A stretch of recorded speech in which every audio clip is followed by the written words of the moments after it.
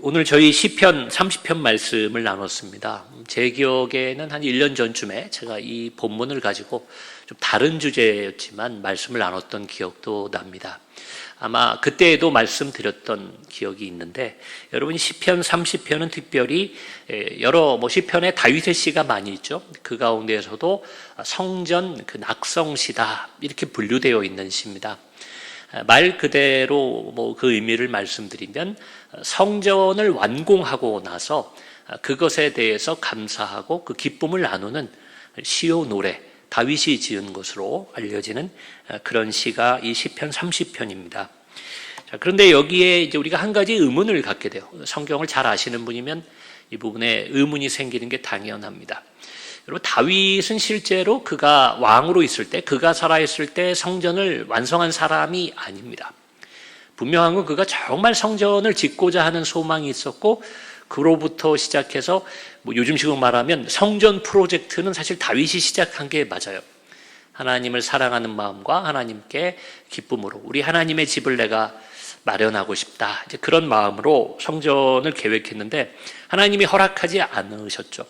너 때에 할 일이 아니다. 너는 성경에 나온 표현대로 한다면 이제 많은 피를 흘렸기 때문에 네 손으로 성전을 짓지 말고 네 아들 때에, 다음 때에 성전을 짓게 내가 허락할 거다.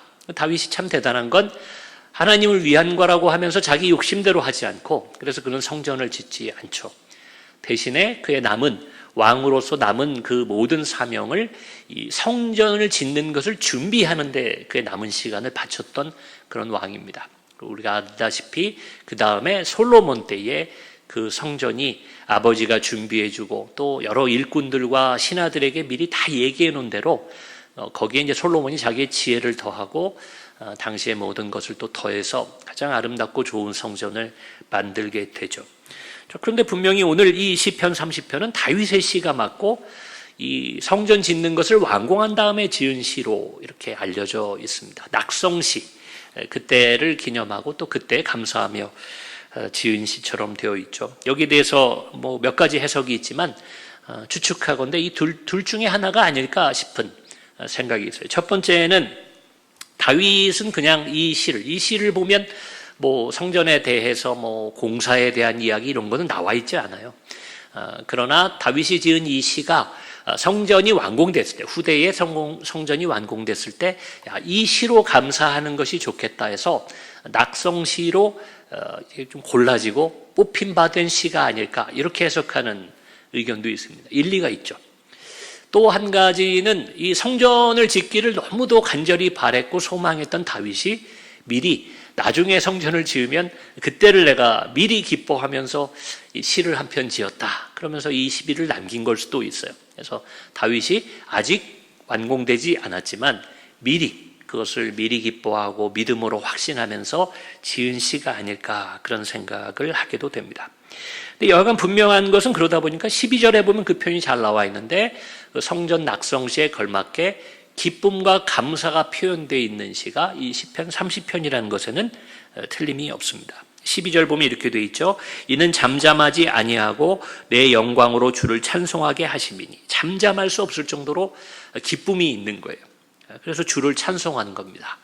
그리고 여호와 나의 하나님이여 내가 주께 영원히 감사하리이다. 이 성전이 완공되었을 때의 그 기쁨과 또 하나님 앞에 드리는 감사가 이 시에는 잘 표현되어 있습니다. 근데 10절에 보시면요, 다윗이 물론 이 과거형이에요. 다윗이 과거형으로 표현하는데 이런 표현이 나와요. 여호와여 들으시고 내게 은혜를 베푸소서, 여호와여 나를 돕는 자가 되소서 하였나이다. 내가 과거에 그렇게 했었다는 거죠. 그래서 그 결과 11절, 제가 작년인가요? 그때 이 본문으로 말씀 전할 땐 저 11절을 좀 중심으로 얘기 드렸던 기억이 납니다. 그래서 나의 슬픔이 변하여 내가 그렇게 주께 간구했더니 나를 돕는 자가 되소서. 오늘 제목이기도 합니다. 그렇게 기도하고 간구했더니 하나님이 응답하신 거예요. 근데 그 응답의 결과 슬픔이 변하여 춤이 되게 한다는 거예요. 여러분, 슬플 때도 내가 친구를 만나거나 또 어떤 상황이 있으면 내가 억지로 웃을 수는 있어요. 춤을 추는 건 좀 어려울 것 같아요. 슬픈데. 춤을 춘다는 건 그만큼 기쁨으로 내 마음의 상태가 바뀐 것을 의미합니다. 하나님의 응답이 슬픔이 기쁨으로 완전히 바뀌어서 춤을 추게 돼요. 다윗은 특히나 이제 음악이나 춤 이런 걸 좋아하는 사람이었습니다. 하나님 앞에 춤과 노래로 또 악기 연주로 늘 영광을 돌렸던 사람이에요. 그 기쁨을 이기지 못하고 춤을 출 정도로 하나님 응답하십니다. 그 다음 나온 표현도 같죠. 나의 베옷을 벗기고 기쁨으로 띠띠우셨나이다. 베옷이 상징하는 것은 이제 죽음, 장례 때 입는 것, 혹은 슬픔 때, 회개할 때 입는 것이 이스라엘 민족에게 베옷이었습니다.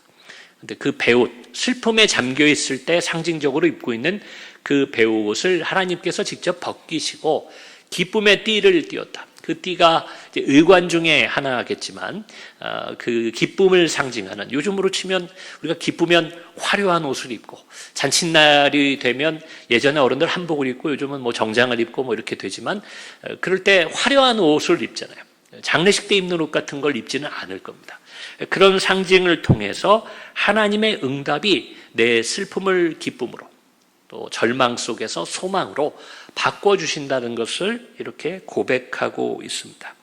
여러분, 실제로 다윗은요, 이런 일을 많이 경험했어요. 이 성전 낙성시를 지으면서 다윗이 자신의 삶을 돌아보지 않았을까? 성전에 대한 계획, 또 성전을 준비하던 때는 다윗의 노년기이기 때문에 그의 젊은 날을 생각하면 이 시편에 나와 있는 것 같은 경험이 너무 많았어요. 슬픔이 기쁨으로 변하는 경험이 너무도 많았다는 겁니다. 그런 죽음의 위기에서도 하나님이 그를 건져주신 적이 있어요. 원수로부터 그를 건져주실 뿐만 아니라 그를 대항하여 승리케 하는 일도 그에게는 있었습니다. 다윗도 몸에 질병이 든 적이 있죠. 하나님이 그것을 깨끗이 치유해 주시는 일도 있었습니다. 자녀의 복도 주고 여러 가지 일들을 통해서 그에게 여기 나오는 11절의 고백이 나오게끔 하는 좋은 일들이 있었다는 겁니다. 이처럼 위기에서 구원받고 나를 위협하는 원수에게 승리를 거두고 몸의 병, 마음의 병이 회복되는 그러한 일들은 슬픔이 춤으로 변화되는 기쁨의 회복을 의미함에 틀림이 없습니다. 이런 내용이요, 여러분 시편에는 굉장히 많이 나와요. 그래서 우리 오늘 제목을 제가 나를 돕는 분 그랬지만 한번 여러분 컴퓨터 잘 하시는 분들은 이 온라인 성경 같은 데 들어가서 단어 검색을 넣으면 그 단어가 이렇게 어느 성경 어디 나오는지 나오는데 한글로 개역개정 같은데 도움이라는 글자, 도움 이렇게 뭐 돕다 이런 단어를 쳐보면 생각외로 아주 많은 부분이 시편에서 나옵니다. 특히 다윗의 시에는 그런 표현이 많이 나와요. 하나님이 나를 도우셨다. 내 도움이 어디서 올까? 뭐 이런 표현들을 보면 늘 하나님으로부터 나의 도움이 왔다는 것을 다윗이 고백한다는 거예요. 대표적인 게 시편 54편 4절에 보면 이렇게 돼 있어요. 하나님은 나를 돕는 이시며 주께서는 내 생명을 붙들어 주시는 이시니이다. 여러분, 이 54편도 다윗의 시예요. 그리고 그때의 시대적 배경은 뭐냐면 사울의 위협으로부터 그가 도망 다니는데 다른 사람들이 자신을 쫓기는 다윗을 도와주기는커녕 사울에게 자신을 고발하는 그런 상황에서 그가 쓴 시가 시편 54편입니다. 그러니 여러분 믿을 때가 없어요. 지금 사울만 무서운 게 아니라 내가 누구에게 도움을 청할까 하면 그 사람들이 자꾸 나를 배신해요. 나를 고발해요. 그런 상황 속에 그가 뭐라고 얘기했습니까? 하나님은 나를 돕는 이시며 나를 도와줄 사람이 하나님밖에 없다. 그의 젊은 날 왕이 되기까지 또 왕이 돼서도 여러 가지 어려움을 겪을 때 그의 경험을 통해 볼 때는 하나님만이 나에게 도움이 되시는 분, 내가 간구할 때 내 슬픔을 기쁨의 춤으로 바꿔주시는 분, 이런 삶의 고백이 담겨 있는 것이 오늘 시편 30편이기도 하다, 그런 생각을 하게 됩니다. 여러분, 그런데 제가 오늘 이 본문을 준비하면서 조금 이렇게 집중해서 보게 된 구절이 사실은 여기 보시면 9절에 있습니다. 여러분, 이 땅의 고난과 슬픔에만 우리 하나님이 우리를 돕는 분이 되시는 게 아니다. 제가 그런 생각이 들더라고요. 9절에 보면 다윗이 무슨 얘기를 하냐면 내가 무덤에 내려갈 때에 이런 말을 합니다. 여러분, 무덤에 언제 내려갑니까? 요즘은 이렇게 우리가 매장 잘 안 하고 화장을 하지만 여기 나온 표현, 여러분 무덤에 내려간다는 건 그 내 육신의 생명이 다했다는 것을 상징합니다. 뒤에 보면 진토가 어떻게 주를 찬송하며, 그러니까 내가 진토가 되면 어떻게 주를 찬송합니까? 진토가 된다는 건 흙으로 돌아간다. 죽음 이후를 의미하는 겁니다. 육의 죽음을 얘기해요. 여기에는 그가 육의 죽음에서 건져졌던, 육의 고통 가운데서 구원받았던 그런 믿음의 고백도 담겨 있음에 분명하지만, 또 바꿔서 우리의 삶에 적용해 얘기해 보면, 여러분, 세상의 고난과 어려움에서 그가 하나님의 도움도 받았지만 노년이 된 다윗의 입장에서, 자신은 성전을 지을 수 없는 입장에서 그 후대를 생각할 때, 또 자신의 인생을 돌아볼 때 무덤에 내려가는 그 심정, 바꿔 말하면 더 이상 나에게 소망이 남아있지 않는 거예요. 내가 무언가 할 수 있는 힘이 나에게 남아있지 않은 때에, 그때 내가 도움을 청할 곳, 간구하고 구할 곳도 하나님밖에 없다. 저는 그렇게 이 부분이 읽히더라고요. 나이가 들어갑니다. 이 땅에서 소망이 끊어져 갈 때, 그때야말로 여러분, 하나님의 도움이 필요한 때다. 저는 그런 생각이 들어요. 다윗의 노년에 대해서 조금 이야기했지만, 대표적인 게 솔로몬이죠. 솔로몬의 전도서를 보면 노년이 되고 그가 많은 것을 이루고 좋은 것을 다 누려봤지만, 노년이 되었을 때 그는 인생의 헛됨을 얘기합니다. 그리고 오로지 하나님을 경외하는 것 외에는, 하나님 외에는 이 세상의 모든 것이 헛되다. 바꿔 말하면 나에게 도움되거나 나에게 유익한 것이 없다라는 것을 그 가장 지혜로웠던 솔로몬도 고백하고 있다는 겁니다. 젊은 시절에는 여러분 열심히 살아야죠. 꼭 나이가 젊고 그렇지 않더라도 여러분 꿈이 있고 당장에 할 일이 있고 당장에 문제가 있을 때 우리는 이 현실에 집중하게 됩니다. 그때도 우리가 하나님의 도움을 구하는 것은 맞지만 세상의 능력, 권력, 재력 이런 것들을 통해서 우리가 현실적 어려움을 극복하게 되죠. 여러분 실제로 맞아요. 제가 지금 말씀드린 것처럼 능력이나 권력이나 재력이나 혹은 우리의 건강이 나에게 도움이 될 때가 굉장히 많습니다. 지금 말씀드린 이런 조건을 가진 사람은 나만 도움이 되는 게 아니라 다른 사람을 도우면서도 살아갈 수 있어요. 그걸 부정하는 것은 아닙니다. 그러나 인생의 아주 궁극적이고 본질적인 부분에 있어서는요, 여러분 그런 돈도 재력이라고 얘기하는 돈이나 또 권력이나 능력이나 내 건강도 아무 도움을 주지 못하는 것을 보게 돼요. 안 좋은 얘기긴 하지만 우리 인생을 단적으로 보여주는 얘기이기 때문에 제가 말씀을 드립니다. 여러분 우리가 가끔 보면 자기가 자기 목숨을 스스로 끊은 사람들의 이야기를 매스컴을 통해서나 어디 전해오는 이야기를 통해 듣게 돼요. 안타까운 일이죠. 본성을 거슬려 자기가 자신의 생명을 끊는 선택을 한다는 것. 근데 거기 보면 크게 보면 두 가지 경우가 있어요. 누가 봐도 야, 저 사람 사는 게 힘들었겠구나. 그게 어떤 이유든 간에 그 이야기를 접하고 저도 이렇게 듣거나 뉴스를 통해 보게 될 때 야, 저 사람 정말 힘들었겠구나. 소망을 내고 힘을 냈으면 더 좋았겠지만 그러나 저런 상황이면 정말 사람이 죽고 싶겠구나. 여러분 그렇게 세상을 떠나는 사람도 분명히 있습니다. 그 사람에게 만약 지금 제가 말씀드린 세상의 능력, 권력, 재력이 있었다면 어쩌면 그런 선택을 안 할 수도 있겠다 하는 그런 죽음도 있다라는 거예요. 그런 한편으로 여러분 자살 소식에 대해서 그렇지 않은 정반대의 경우, 도무지 이해되지 않는 죽음도 있습니다. 내가 저 사람이라면 하루라도 더 살고 싶을 것 같은데 재력도 있어요. 능력도 있어요. 권력도 있어요. 인기도 있어요. 남들이 다 부러워하는 사람입니다. 근데 그 사람들이 어떤 이유인지 모르지만 나중에 어떤 경로를 통해 이런 이유로 죽음을 선택했다. 그런 이유를 듣게도 되지만 여러분 그렇게 생명을 스스로 끊어버린 일들을 보게 됩니다. 생명을 끊는 극단적인 결과에 이어지지 않더라도요. 우울하게 살아가고 슬프게 살아가는데 주변에서는 이해를 못하죠. 당신이 왜 슬프게 살아갑니까? 당신이 왜 이렇게 고난 속에 살아가는 것처럼 힘들어합니까? 남들이 당신을 다 부러워하는 모습인데.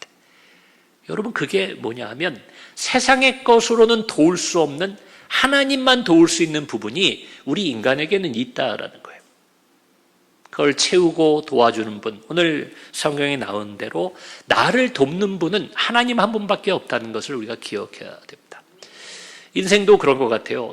저도 젊은 날 생각해보면 친구 참 좋아했습니다. 친구가 부모님보다도 내 친구가 나를 더 잘 이해해 주는 것 같고 그 친구랑 같이 있으면 두려운 게 없는 것 같고 근데 세월이 가고 내가 정말 친구들도 채워줄 수 없는 어려움들이 있을 때 결국은 이 가족의 힘이 참 큰 것 같다. 그런 생각을 했어요. 궁극적으로는 하나님이시지만 인간의 관계로 놓고 보면 결국 가족이에요. 형제가 그렇고 부모님이 그렇고 결혼했으면 내 배우자가 그렇다는 것을 깨닫게 됩니다. 여러분 인생의 위기와 어려움이 있을 때 누가 정말 나에게 도움이 되는지에 대한 생각이 바뀌어가는 것을 제가 보게 됐습니다. 여러분 모든 인생에게 해당되는 것 하나님만이 주시는 도움이 있다는 것을 여러분 기억하셔야 돼요. 저는 이 한국 교회가 이걸 더 강조해야 된다고 생각해요. 과거에 우리가 젊은이들이 교회에 넘쳐나고 우리 한국이 저도 사실 그 세대 사람이에요. 그래서 제 또래의 사람들이 지금 인구수가 굉장히 많습니다. 아이들이 많이 태어나던 때에 저도 태어났기 때문에 그래요. 제가 신앙생활하고 한참 그럴 때 청년 때에는 교회 청년이 많을 때였어요. 그리고 경제도 발전하던 때니까 이 세상의 도움에 관한 얘기를 많이 했죠. 교회가 나가서 어려운 이웃들을 도웁시다. 여러분이 사회에서 훌륭한 사람이 돼서 저도 그런 얘기 많이 들었습니다. 어려운 사람들 도와주고 또 물질도 베풀고 복지를 위해서도 일하고 이런 거에 교회가 많이 관심을 기울였어요. 요즘은 한국 사회가요, 교회가 직면한 이때가 어느 때냐 하면 고령화 시대라는 말을 많이 하잖아요. 나이가 든 분들이 많아집니다. 그게 우리 교회가 비단 청년들이 싫어해서 안 오는 교회가 아니라 청년이 그냥 줄어든 겁니다. 그리고 어른들이 교회에 많이 모이고 그분들이 중심이 돼서 교회를 이끌어가는 경우들을 많이 보게 됩니다. 우리의 선택이 아니라 그게 대한민국 한국 개신교가 처해 있는 현실이다. 저는 그렇게 생각해요. 몇몇 특수한 교회의 청년들이 좀 몰림 현상은 있지만 대개의 경우에 이런 어른들이 자리를 지키고 계시죠.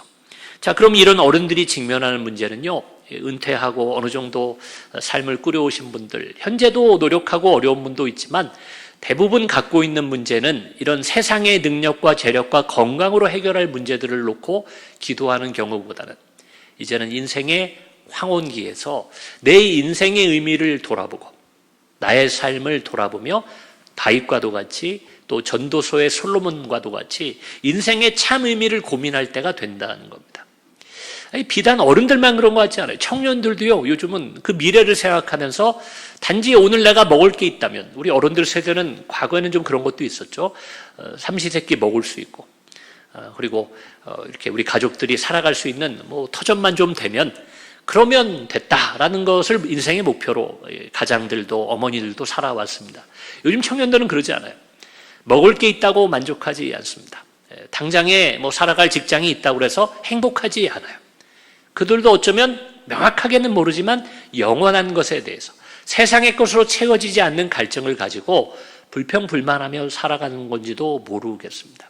그래서 오늘날 교회에서는 하나님이 도우시는 분인 건 맞는데 과거처럼 내 건강만 책임져 주시고, 요즘 건강은요 어떻게 보면 의사들이 더 많이 챙기는 것 같아요. 저한테 기도받기 전에 병원부터 다 예약하시더라고요. 예전에는 저희 때만 해도 아프면 먼저 목사님께 기도받고 그 다음에 목사님하고 기도한 다음에 병원 가고 이런 게 좀 있었어요. 그게 옳다는 게 아니라 과거 문화는 그랬는데 요즘 그렇지 않아요. 경제적으로 어려우면 목사님께 기도 부탁하고 우리가 기도도 하지만 경제 전문가들한테 가서 상담하죠. 은행 가서 대출도 알아보고 또 재테크 어떻게 해야 될지, 또 지자체에 가서 내가 지원받을 수 있는 게 있는지. 여러분 요즘은 그렇게 하는 게 현명한 겁니다. 세상의 도움을 우리가 받을 수 있는 길이 과거보다 많이 열렸어요. 그러나 내 영혼의 갈증에 대해서, 내 삶의 의미에 대해서 궁극적이고 본질적인 부분에 대한 질문과 갈증은 전적으로 우리 하나님만 도와줄 수 있다는 것을 여러분 기억하셔야 됩니다. 그리고 사실 그 부분이 목마른 건데, 우리도 그럴 때 있죠. 사실은 다른 것이 문제인데 내가 여기가 아픈 거라고 생각하고 계속 여기를 치료받는 거예요.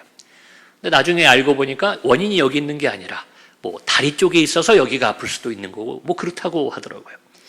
여러분 그렇게 생각할 때 사실은 내가 많은 것이 필요하고 어렵다라고 생각하지만 궁극적으로 내 영적인 부분의 아픔 때문에 우리의 현실적인 어려움이 있는 것일지도 모른다는 겁니다. 말씀을 정리합니다. 여러분 나를 돕는 분이라고 생각할 때 여러분 누가 생각납니까? 여러분 하나님이 떠오르셔야 돼요. 내가 힘들고 어려울 때 당연히 우리 기독교인들은 하나님 아버지를 떠올려야 됩니다. 나를 돕는 분, 혹은 바꿔 말하면 유일하게 나를 도울 수 있는 분, 하나님을 의지하시기 바랍니다. 특히나 여러분 어떤 때 더 하나님을 의지하시고 하나님 도움을 다윗처럼 구해야 되나 하면요, 모든 소망이 끊어진 것 같을 때가 있어요. 누구에게도 도움을 청할 수 없을 것 같은, 그리고 내가 아무리 머리를 굴려보고 고민해봐도 답이 없는 상황이 있더라고요.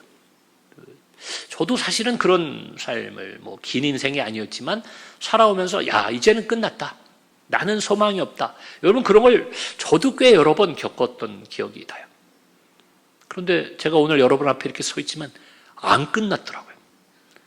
안 끝나더라고요. 모든 소망이 끊어졌다 생각하는데 하나님이 저에게 새 힘을 주시고 상황을 바꿔주셔서 오늘 이때까지 제가 이렇게 밝은 얼굴로 강단에서 여러분과 또 이렇게 함께하고 있지 않습니까? 여기 계신 분들, 저보다 인생 선배님들은 아마 더한 경험이 있으실 거예요. 여러분 그럴 때 우리를 도우시는 분 하나님을 의지하시기 바랍니다. 또 비슷한 얘기지만 조금의 힘도 남아있지 않을 때가 있어요. 이걸 해결하기 위해 내가 움직여야 되는데 아무 힘이 없어요. 사람들은 이렇게 해라 저렇게 해라 권면을 해주는데 아무 힘이 나에게 남아있지 않을 때, 그럴 때 여러분 그 쓰러진 자리에, 누운 자리에서 하나님을 부르십시오. 다윗은 그랬던 사람이에요. 하나님 나를 도와주십시오. 여러분 우리가 눈에 보이는 기적도 많이 체험하셨을 거고 있지만 사실 참 놀라운 건요, 그렇게 누워서 기도하고 쓰러져 기도할 때 내 마음에 무슨 한 줄기 바람이 싹 불어오는 것처럼 하나님이 내 마음을 바꾸실 때가 있어요. 그래, 이럴 때가 아니야. 그래, 죽게 아니면 살기지. 그러면서 갑자기 힘이 확 솟을 때가 여러분 경험되시죠. 믿지 않는 사람들은 그걸 자기의 의지라고 생각하겠지만 기도한 사람들은 응답을 받게 되어 있습니다. 하나님이 내 마음에, 성령님이 내 마음에 소망의 힘을 불어넣어 주시는구나. 여러분 기도하셔야 돼요. 아무것도 할 수 없을 때는 다른 거 하기에 앞서서 기도하십시오. 하나님 나를 돕는 분이신 것을 내가 믿고 하나님 나를 도와주셨던 것들 내가 기억합니다. 그러니 오늘 지금 이 문제, 이 상황에서도 나를 도와주십시오.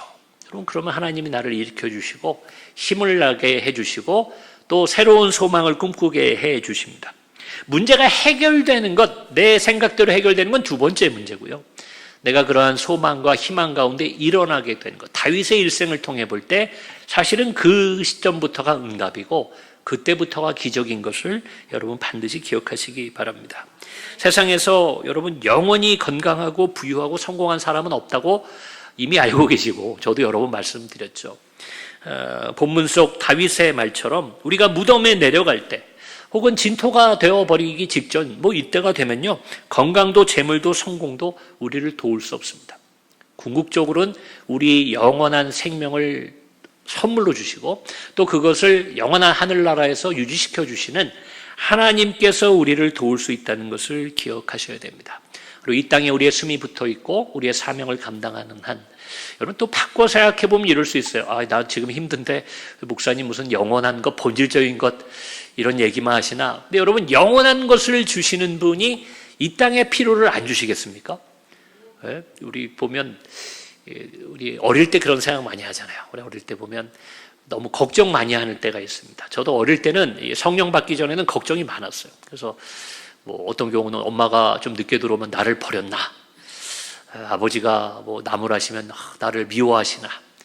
근데 생각해보면, 지금 생각해보면 나를 공부시키고 키우고 아프면 업어주고 하던 그분들이 저를 그럴 리가 없잖아요. 그래서 예수를 믿는 우리가 이 성경에 보면 이렇게 얘기 많이 나오는데 무엇을 먹을까 무엇을 입을까 걱정하는 건 예수님 그건 이방인이 구하는 것이다. 오늘날로 치면 믿지 않는 사람들은 그런 걸 근심하는데 너희는 아무것도 근심하지 말라 그러잖아요. 근데 그게 근심하면 안 돼서 그런 게 아닙니다. 이 땅을 살 동안 여러분 뭘 먹는지 중요하죠. 뭐 입는 거 여러분 중요하죠. 그런데 왜 그걸 예수님 그렇게 말씀하셨냐면 여러 가지 비유로 말씀하셨지만 하나님이 너희의 모든 죄를 용서하시고 너희를 위해 십자가에 달려 죽도록 독생자를 주셨는데 그런 거를 안 주겠냐 이제 그런 거죠.